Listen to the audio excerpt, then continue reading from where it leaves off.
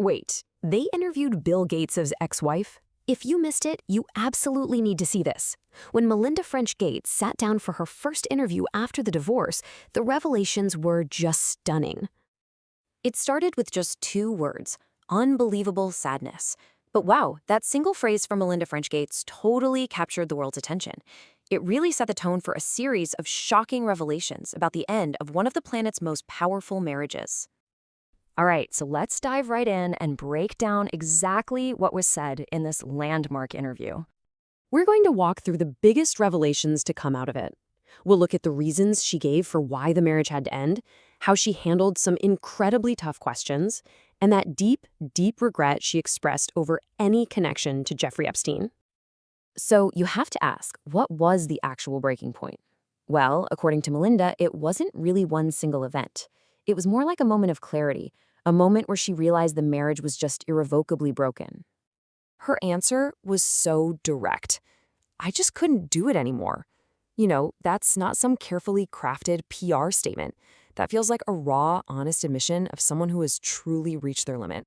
The interview also touched on some pretty serious allegations that had been circulating in the media. Now, it is absolutely crucial to note here that Bill Gates' representatives have publicly denied these claims. Our focus in this explainer is solely on what was actually discussed in the interview itself. And now we got to what, for many people, was the most haunting part of the entire interview. This is where the conversation turned to a connection she described as a terrible mistake, one that she says still gives her nightmares.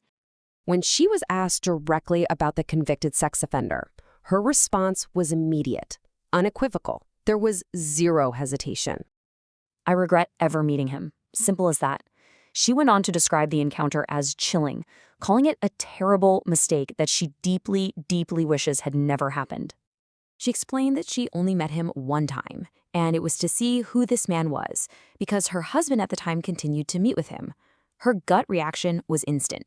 She knew it was a mistake, a decision that literally led to nightmares. But this is where the whole interview took a really significant turn. You could feel a distinct emotional shift in the room, away from her personal story and towards something much, much larger. In this moment, she completely reframed the narrative. She shifted the focus away from her own, very real pain and put it squarely on the countless women who were harmed by Epstein. This is the exact moment the story became so much bigger than just a high-profile divorce. It wasn't just about the Gates anymore. She used her massive global platform not just to share her side of the story, but to give a voice to the immense suffering of his victims. And in doing that, she elevated the entire conversation from private turmoil to a matter of public conscience. So all of this, it leaves us with one final unavoidable question. A question about power, about privacy, and about the consequences of secrets finally coming to light. It's a question that just kind of hangs there, right? Makes you wonder about that complex line between our private lives and public pressure.